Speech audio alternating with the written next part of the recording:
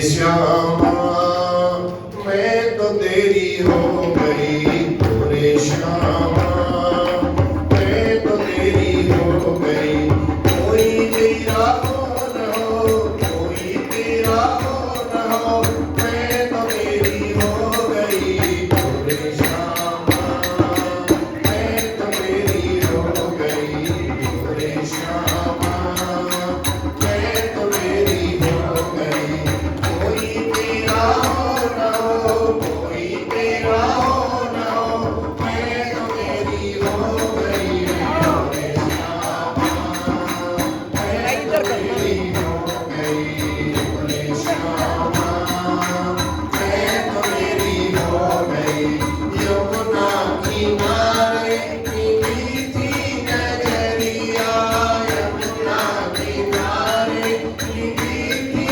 नजरिया कांटों में अटकी थी मोरी चुनरिया कांटों में अटकी थी मोरी चुनरिया फूलों को छोड़कर कांटों में खो गई रे श्यामा मैं तो तेरी हो गई रे श्यामा मैं तो तेरी हो गई कोई तेरा हो न हो कोई तेरा हो न हो मैं तो तेरी हो गई रे श्यामा मैं तो तेरी हो गई रे श्यामा जब तक ये चंदा तारे रहेंगे जब तक ये चंदा तारे रहेंगे तब तक कन्हैया तुम हमारे तब तक कन्हैया तुम हमारे रहोगे मैं तो कन्हैया तेरी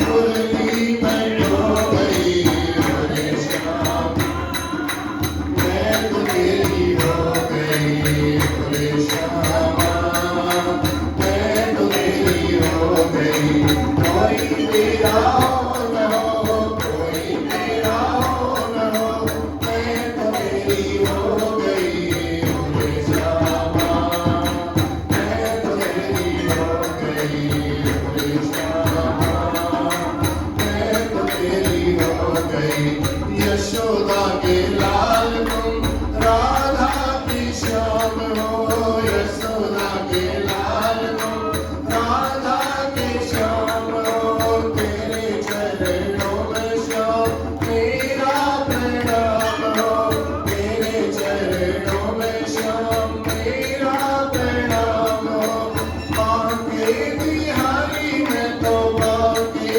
बिहारी मैं तो चरणों में खो गई रे श्यामा मैं तो तेरी हो गई रे श्यामा मैं तो तेरी हो गई कानों में कुंडल तेरे पाँव में पैजनिया कानों में मुख तेरा चंदार हाथों में मुरलिया मुख तेरा चंदार हाथों में मुरलिया मैं तो कन्हैया तेरी मुरली में खो गई रे श्यामा मैं तो तेरी हो गई रे श्यामा मैं तो तेरी हो गई कोई तेरा हो न हो कोई तेरा हो न हो मैं तो तेरी हो गई रे श्यामा मैं तो तेरी हो गई रे श्यामा मैं तो तेरी हो गई एक बार आके मिलो तो कन्हैया एक बार आके मिलो तो कन्हैया लिख दो मैं नाम तेरे सारी उमरिया लिख दो मैं नाम तेरे सारी उमरिया कन्हैया, मैं तो कन्हैया तेरी, मैं तो कन्हैया तेरे सपनों में खो गई। ओरे श्यामा मैं तो तेरी हो गई, ओरे श्यामा मैं तो तेरी हो गई। कोई तेरा हो न हो, कोई तेरा हो न हो, मैं तो तेरी हो गई। ओरे श्यामा मैं तो तेरी हो गई, ओरे श्यामा मैं तो तेरी हो गई, ओरे श्यामा मैं तो तेरी हो गई। बोलवा के बिहारी लाल। और जिनको भी ये भजन पसंद आया वो सभी मिलकर ताली बजाएंगे। जो बजाएंगे ताली उनकी मिल जाएगी सदा के लिए।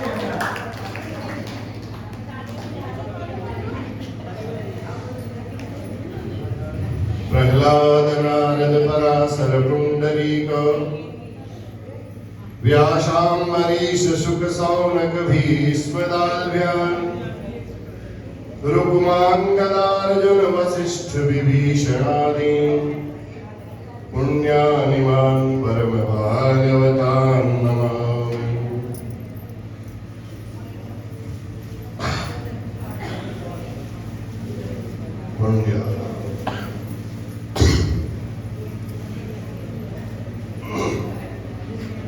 पुण्यानिमान् परम भागवतान् नमामि।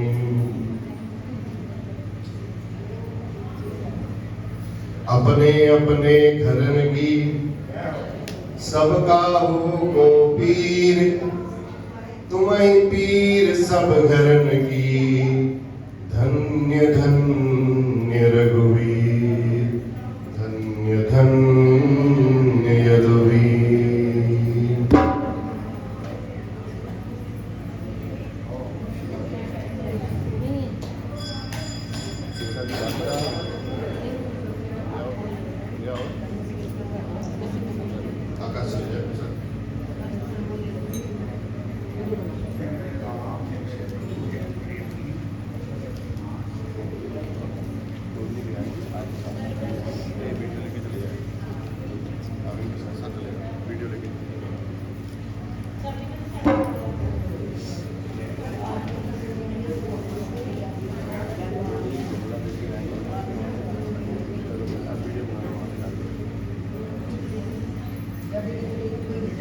विधिवद महाभाग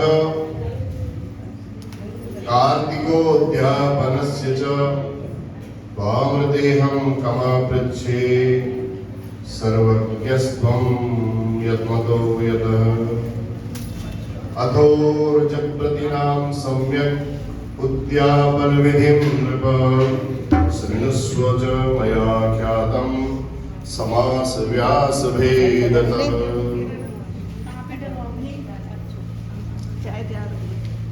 बड़े श्री राधे अब इतने मैंने सुनी बड़े ध्यान से एक दिन और आज ही का दिन है। कल तो कल कथा भी होगी, हल्ला भी होगा, चलता रहेगा। आज ही के दिन थोड़ा ध्यान रखिएगा। बड़े श्रद्धा और भक्ति से आपने कार्तिक का एक व्रत किया। क्या बात है।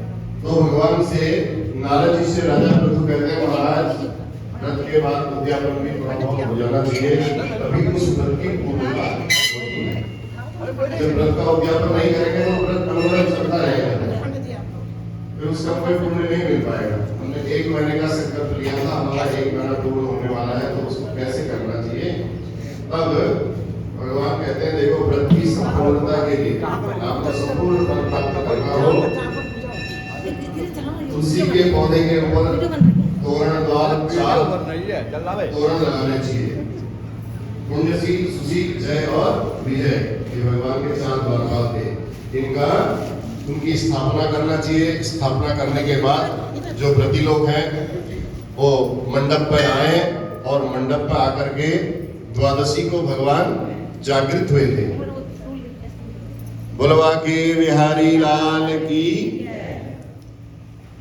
आज तुलसा जी का पग फेरा, ठीक है। तो आज अपने ससुराल से मायके आई हैं, तो आप लोगों को बहुत बहुत बधाई।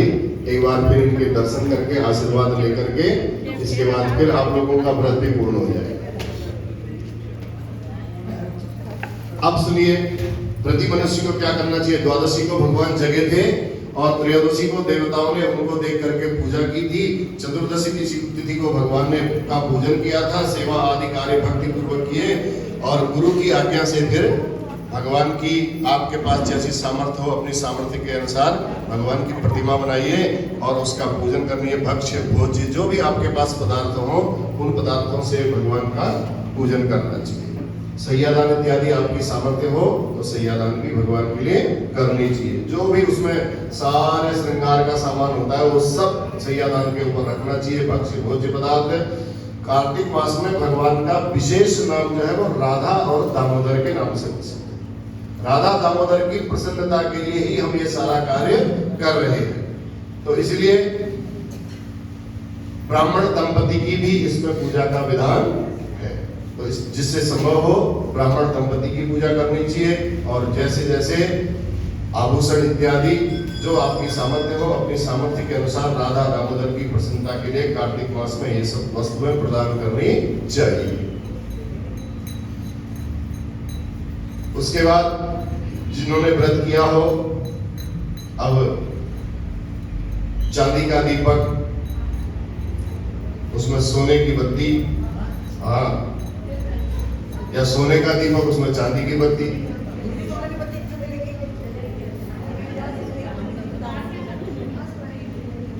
जहां चाह होती है वहां राह भी निकल आती है।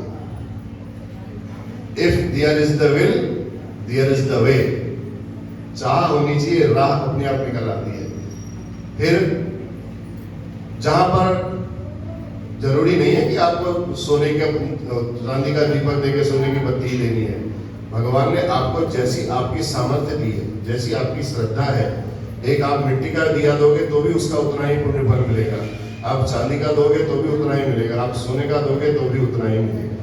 सामर्थ्य आपको भगवान ने कैसी दी, आपका पात्र कितना बड़ा है, आप अपने पात्र के हिसाब से दान करेंगे। उसके बाद वेद के ब्राह्मणों को दीपक प्रज्वलित करते समय संकल्प सहित उस दीपक का दान लेना चाहिए और सैयादान इत्यादि करनी हो तो भगवान से प्रार्थना करनी चाहिए, प्रभु राधा दामोदर की तरह हमारा भी ये सौभाग्य अखंड बना रहे, हमारी भी ये सैया कभी सुनी ना हो। इस प्रकार भगवान से कई प्रकार से प्रार्थना करनी चाहिए जो जो आपके मन में मनोकामना हो। और फिर तुलसी जी की पुनः पूजा अर्चना करके उपदेशक जो गुरु हैं उनको उनकी पत्नी के सहित वस्त्र अलंकार आदि दे करके क्षमा प्रार्थना भी करनी चाहिए कि हमसे इस कार्तिक के महीने में कोई भूल चूक गलती जो भी होगी उसके लिए आप हम सबको क्षमा करें।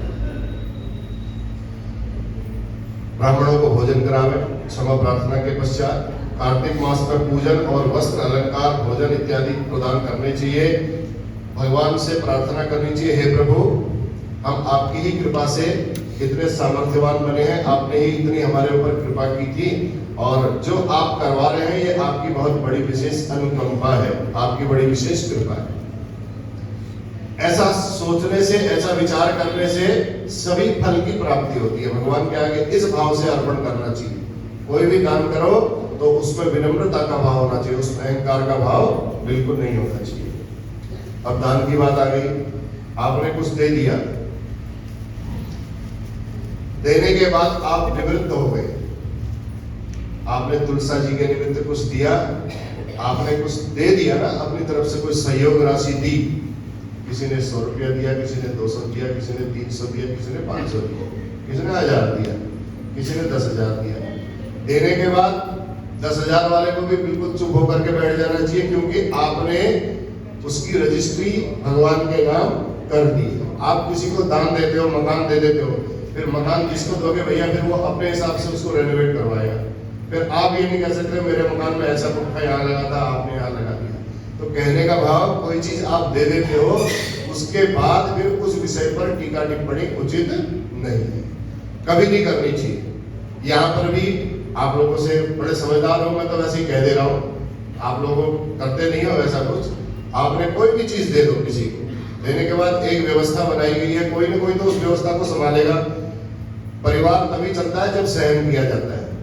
अगर सब लोग बोलने वाले हो जाएंगे तो फिर परिवार नहीं चल पाएगा। परिवार में एक आदमी को जो बड़ा होता है उसको सहन भी करना पड़ता है, चुप होकर के रहना पड़ता है। तो एक बड़े को व्यवस्था बना करके दिए कि आपको ये व्यवस्थाएं करनी है। तो यहाँ भी तुलसा पूजन हुआ, तुलसा विवाह हुआ, आप लोगों ने सहयोग दिया, सहयोग राशि जो भी आ गई, उस सहयोग राशि का अगर आपको हिसाब चाहिए तो आप हिसाब ले सकते हो।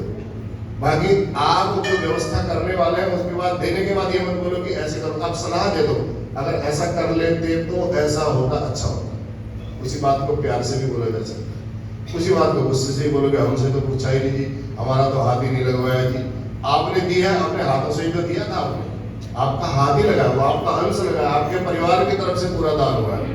आप बिल्कुल इस बात की अपने दिमाग में सोचना मत कि देते समय हमारा हाथ नहीं लगवाया, हमारा पाँव नहीं लगवाया, कहने की आवश्यकता ही नहीं। बिल्कुल मन में ये भाव नहीं होना चाहिए, और ऐसा भाव है तो फिर आपके दिए हुए का कोई भी फल नहीं है, निष्फल है। तो सभी व्रत, तीर्थ और दानों से जो फल की प्राप्ति होती है उससे करोड़ गुना फल इस कार्तिक मास के व्रत से प्राप्त हो जाता है। इसलिए मैंने आपको ये बात बताई। अब आपको उतना फल प्राप्ति चाहिए तो बिल्कुल देने के बाद आप सोचो कि मैंने दे दिया, फिर मेरा उसमें कोई अधिकार नहीं है।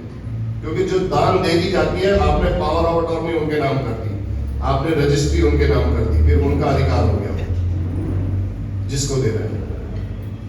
तो इसलिए भगवान के जो विष्णु भक्त हैं, आप जैसे लोग सभी आते हैं यहाँ, इनके समक्ष जो भगवान की इस कथा को कहते हैं, जो भगवान की इस कथा को सुनाते हैं, उनको भी इस कार्तिक मास के व्रत का पूरा पुण्य फल प्राप्त होता है।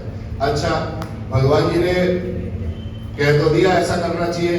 राजा पृथु ने कहा महाराज संसार में देखो सब एक से तो नहीं है ना, ये पांचों उंगलियां एक सी तो नहीं है, कोई छोटी है, कोई बड़ी है, कोई एकदम बहुत बड़ी है। तो किसी की सामर्थ्य ना हो सोने का दीपक देने की, चांदी का दीपक देने की, तो उसके लिए भी तो महाराज कोई विधान होगा, वो क्या करेंगे? आपके सोचने से पहले भगवान जी ने राजा पृथु के मन में ये बात नारद जी के समक्ष आ गई, और नारद जी को पूछा तो नारद जी ने कहा सुनो, भक्ति पूर्वक गुरुपदेशक ब्राह्मणों का पूजन करना चाहिए, और ब्राह्मण नहीं मिले तो गाय का भी आप पूजन करोगे तो भी उतना ही पुण्य फल प्राप्त मिलेगा। गाय भी न मिले तो पीपल का पेड़ आपके पास उपलब्ध है, आप पीपल के पेड़ की पूजा कर लोगे तो भी आपको उतना ही फल मिलेगा। और पीपल का पेड़, वट वृक्ष, गौ और ब्राह्मण ये सब समान बताए गए। इनकी आप कैसे भी गाय की पूजा करो, चाहे पीपल के पेड़ की करो, चाहे वट के वृक्ष की करो, तो ये बात आप ध्यान में रखिएगा। जिसकी जैसी सामर्थ्य हो वह उस प्रकार से भगवान जी की पूजा कर सकता है, इस व्रत का उद्यापन कर सकता है। पीपल का वृक्ष भगवान विष्णु के समान है। कैसे ये पूज्य बन गए देखो वृक्ष। स्पर्श नाशक है, मनुष्यों के द्वारा दर्शन करना। पलाश का वृक्ष ब्रह्मा जी का द्योतक है, ब्रह्मा जी का स्वरूप माना गया है, और बट का वृक्ष भगवान शंकर का द्योतक माना गया है। तो मनुष्यों के द्वारा इनका दर्शन करना, बहुत जो इनके दर्शन करते हैं उनके पाप नष्ट हो जाते हैं, पाप नाशक कहा गया है इनका दर्शन। तो ब्रह्मा, विष्णु और शिव ये सब वृक्षत्व को कैसे प्राप्त हो गए, इसके बारे में ऋषियों ने सूत जी महाराज को पूछा, तो सूत जी कहने लगे सुनो, शिव जी और पार्वती जी अपने गृहस्थ धर्म में विद्यमान थे। इतने में ही अग्नि देवता वहां पधारे, और अग्नि देवता ने आकर के उनके उस गृहस्थ आश्रम में, उस सुरत क्रीड़ा में विघ्न उत्पन्न किया, जिससे विघ्न उत्पन्न होने के बाद शंकर जी तो कुछ बोले नहीं, लेकिन पार्वती जी को बड़ा क्रोध आया। पार्वती जी ने कहा देखो, सुरत क्रीड़ा करते समय कीड़े मकोड़े तक कोई विघ्न बाधा उत्पन्न नहीं करते हैं, तुमने मेरे इस सुख में बाधा डाली है, इसलिए ब्रह्मा, विष्णु और महेश तीनों को बोला तुम जाओ वृक्ष को प्राप्त हो जाओ, वृक्षत्व योनि में चले जाओ। भगवान विष्णु गया में पीपल के रूप में, शिव जी प्रयाग में अक्षय वट के रूप में, और ब्रह्मा जी पुष्कर में। तो तीनों वृक्षत्व के रूप में प्राप्त हो गए। तब ऋषि लोग, सोनकादि ऋषि कहते हैं प्रभु सूत जी को पीपल के वृक्ष को रविवार के दिन क्यों स्पर्श नहीं किया जाता है, शनिवार के दिन स्पर्श करना श्रेष्ठ क्यों बताया गया है, इसके बारे में तब भगवान कहते हैं समुद्र मंथन के समय रत्न निकले, तो उस समय देवताओं ने जो रत्न निकले थे सब देवताओं ने ले लिए, तो उन्होंने लक्ष्मी जी और कौस्तुभ मणि भगवान विष्णु को दे दी। जब विष्णु ने लक्ष्मी को पत्नी के रूप में ग्रहण किया तो लक्ष्मी जी की एक बहन दूसरी थी अलक्ष्मी, दरिद्रा जिसको बोलते हैं, तो अलक्ष्मी जी बड़ी थी, तो लक्ष्मी जी को भगवान विष्णु ने ले लिया। तो अलक्ष्मी कहने लगी महाराज मैं तो बड़ी हूं, पहले मेरा विवाह होना चाहिए था, उसके बाद मेरी छोटी बहन का विवाह होना चाहिए था। अलक्ष्मी जी बड़ी स्थूल शरीर वाली, विशाल मुख वाली, काले वर्ण की, बड़े बड़े नेत्र वाली, भगवान विष्णु की आज्ञा अनुसार मुनि ने, अब भगवान विष्णु ने कहा तुम ये उद्दालक मुनि हैं, इन मुनि के पास तुम चले जाओ, ये तुम्हें स्वीकार कर लेंगे। उद्दालक मुनि के पास दे दिया। अब मुनि ने भगवान विष्णु की आज्ञा मान करके अलक्ष्मी को स्वीकार तो कर लिया, लेकिन अलक्ष्मी के उस स्वरूप को देख करके उद्दालक मुनि बड़े परेशान हो गए। तो उन्होंने उसको बोला मैं तुम्हारे लिए घर ढूंढ करके आता हूं, हमारे पास रहने के लिए कोई घर नहीं है, जब तक तुम्हारे हमारे लिए कोई घर ना मिले तब तक तुम इसी पीपल के वृक्ष पर बैठे रहे। अलक्ष्मी उस पीपल के वृक्ष पर बैठे रही, मुनि लौट करके फिर कभी वापस आए नहीं, और जब आए नहीं तो बड़ी दुखी हो गई, मैं परित्यक्ता हो गई, मेरे को छोड़ दिया है, अब मैं कहां जाऊं। तो वो ज्येष्ठा अलक्ष्मी थी, जहां वेदों की ध्वनि, जहां ऐसे भगवान जी की कथाएं सुनाई जाती है, शंख की आवाज आती है, घंटियों की आवाज आती है, वहां दरिद्रता नहीं आती कभी। इसलिए घर में शंख भी बजाना चाहिए, घंटी भी बजनी चाहिए, पूजा पाठ होते रहेगा तो वहां दरिद्रता कभी भी नहीं आएगी। और जो गंदे कार्य करते हैं उनके पास पाप कार्य, कहने का भाव है सीधी सी बात, जो पाप कार्य में लगे रहते हैं उनके घर में दरिद्रता का निवास होता है। अब उद्दालक ऋषि जब छोड़ करके चले गए तो बड़ी परित्यक्ता हो गई, रोने लगी। रोते रोते उसके रुदन को जब बैकुंठ में लक्ष्मी जी ने सुना तो लक्ष्मी जी ने भगवान विष्णु से कहा प्रभु मेरी बहन को तो छोड़ दिया आपने, तो उद्दालक मुनि को छोड़ दिया था, अब क्या किया जाए, चलो आप चलते हैं, चल करके उसको शांत करते हैं। जब भगवान लक्ष्मी को लेकर के अलक्ष्मी के पास गए, आश्वासन देते हुए भगवान विष्णु ने कहा लक्ष्मी तुम इस पीपल के वृक्ष पर ही बनी रहोगी आज के बाद, ये मेरा ही अंश है पीपल का वृक्ष, किसी और का अंश नहीं है, और मैं तुम्हारा इसको निवास स्थान बनाता हूं, आवास बनाता हूं, आज के बाद तुम यहीं रहोगे। जो गृहस्थ प्रतिवर्ष आकर के यहाँ तुम्हारा पूजन करेंगे, तुम्हारी छोटी बहन की पूजा स्वयं ही अपने आप हो जाएगी, सदैव इस पर निवास करेंगी। कार्तिक शुक्ल पक्ष में ब्रह्म पूर्ज के दिन चतुर्दशी को सौभाग्य प्राप्ति के लिए प्रयत्न पूर्वक तुम्हारी पूजा की जाएगी। शनिवार के दिन सब लोग इस वृक्ष का स्पर्श करेंगे, जिससे शनिवार के दिन स्पर्श करने से भगवान की साक्षात प्राप्ति उनको हो जाएगी। इसलिए शनिवार के दिन पीपल के वृक्ष का स्पर्श करना श्रेष्ठ बताया गया। ब्रह्मपूर्ज व्रत में शनिवार के दिन जो पीपल वृक्ष को स्नान कराएंगे, चंदन आदि चढ़ाएंगे, पूजा प्रदक्षिणा करके सूत जो लपेटेंगे, तो उनकी पूजा से भगवान विष्णु की पूजा और लक्ष्मी जी की पूजा स्वयं ही हो जाएगी, इसमें कोई कहने की आवश्यकता नहीं। इसलिए यह कहते हुए पीपल की पूजा और स्पर्श शनिवार के दिन करने से श्रेष्ठ फल की प्राप्ति होती है। अन्य वारों में पीपल को स्पर्श कर तो सकते हो, लेकिन रविवार के दिन पीपल का स्पर्श भी नहीं करना चाहिए। ऐसा कहकर के विष्णु भगवान अंतर ध्यान हो गए। जो मनुष्य इस वृत्तांत को पवित्र हृदय से सुनते हैं, आप लोगों ने बड़े पवित्र हृदय से सुना है, और उसको देखो तीर्थराज में प्रयाग में संगम में स्नान करने का फल, बद्रिक आश्रम की इतनी कठिन यात्रा होती है, पहले तो पद यात्रा होती थी, उस पद यात्रा का भी फल प्राप्त हो जाता है। और भगवान विष्णु का यह पापनाशक श्रेष्ठ जो स्तोत्र है, धन धान्य आदि की वृद्धि कराने वाला है। जो इसको नियम पूर्वक करते हैं उन्हें तीर्थ सेवन की फिर कोई आवश्यकता ही नहीं रह जाती है। यही सारे तीर्थ आकर के आपको अपना स्नान कराते हैं।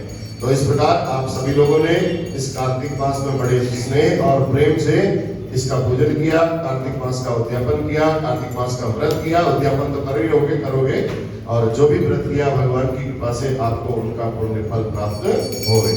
अब इसके बाद एक सूचना और है।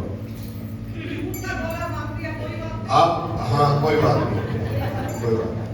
अब सुनो, इसके बाद भगवान जी को जो तुलसी विवाह के दिन श्रृंगार की सामग्री चढ़ी थी, वो सामग्री सबको वितरित की जाएगी। परिक्रमा मार्ग से ही वितरित करेंगे। आप सभी लोग परिक्रमा से ही आएंगे और परिक्रमा से ही लेते हुए जाएंगे। कोई भीड़ लगाने की जरूरत नहीं, एक एक करके। हाँ आप भी बोलो। हाँ शालीग्राम जी को यहाँ दिया, शालीग्राम जी को दे दो। हाँ वो आप लोग देख लो, वो यहाँ से भी बोल सकते हो। आप श्रृंगार का सामान लेकर के वहां से जाएंगे, उसके बाद आराम से पहले पूजा कर लो, उसके बाद देंगे आराम से, ठीक है। बोलो बाकी बिहारी लाल की जय।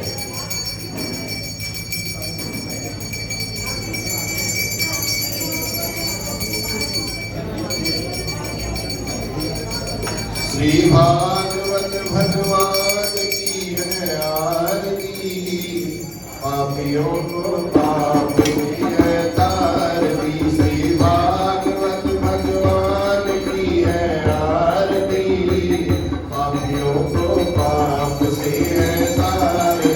ये अमर ग्रंथ, ये मुक्ति पंथ, ये पंचम वेद निराला, हम ज्योति जगाने वाला। ये अमर ग्रंथ, ये मुक्ति पंथ, ये पंचम वेद निराला, हम ज्योति जगाने वाला। हरि नाम यही, हरि नाम यही, हरि नाम यही, हरि नाम यही, जग के मंगल की आरती। पापियों को पाप से है तारती, श्री भागवत भगवान की है आरती, पापियों को पाप से है तारती। ये शांति गीत पावन पुनीत, पापों को मिटाने वाला, हरि दर्श कराने वाला। ये शांति गीत पावन पुनीत, पापों को मिटाने वाला, हरि दर्श कराने वाला। ये सुख करनी, ये दुख हरनी, ये सुख करनी, ये दुख हरनी, श्री मधुसूदन की आरती। पापियों को श्री भागवत भगवान की है आरती, पापियों को पाप से है तारती। ये मधुर बोल जगवंत बोल, सब मार्ग दिखाने वाला, बिगड़ी को बनाने वाला। ये मधुर बोल जगवंत बोल, सब मार्ग दिखाने वाला, बिगड़ी को बनाने वाला। श्री राम यही, घनश्याम यही, श्री राम यही, घनश्याम यही, प्रभु की महिमा की आरती। पापियों को पाप से है तारती, श्री भागवत भगवान की है आरती, पापियों को पाप से है तारती, पापियों को पाप से है तारती, पापियों को पाप से है तारती। त्वमेव माताश्च पिता त्वमेव, त्वमेव बन्धुश्च सखा त्वमेव, त्वमेव विद्या द्रविणं त्वमेव, त्वमेव सर्वं मम देव देव। कर्पूरगौरं करुणावतारं संसारसारं भुजगेन्द्रहारं सदा वसन्तं हृदयारविन्दे भवं भवानी सहितं। बोल गणपति भगवान की, महेश्वर भगवान की, अर्धनारीश्वर भगवान की, जगत जननी जगदम्बे माता की, लक्ष्मी नारायण भगवान की, राजा राम बांके बिहारी लाल की, पवन सुत हनुमान की, सत्य सनातन धर्म की, धर्म का प्राणियों में विश्व का, गौ माता की, गंगा मैया भारत माता की नमः पार्वती पतये हर हर हर महादेव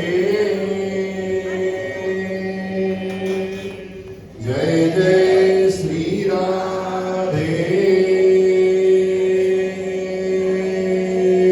श्याम। चलो जी बैठो, पहले इधर तुलसी जी की सेवा करो, उनके दर्शन करो, उसके बाद फिर उस सारा कार्यक्रम उसके सुहाग की सुहाग का जो सामान है वो बांटा जाएगा। धन्यवाद।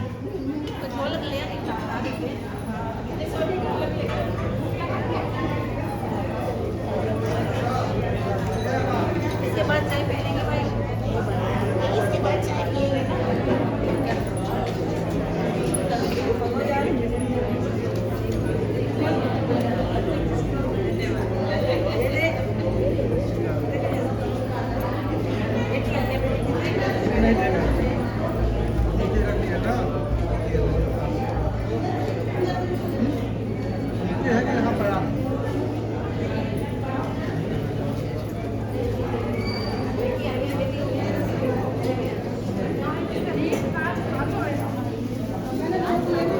पहले मैंने डाल के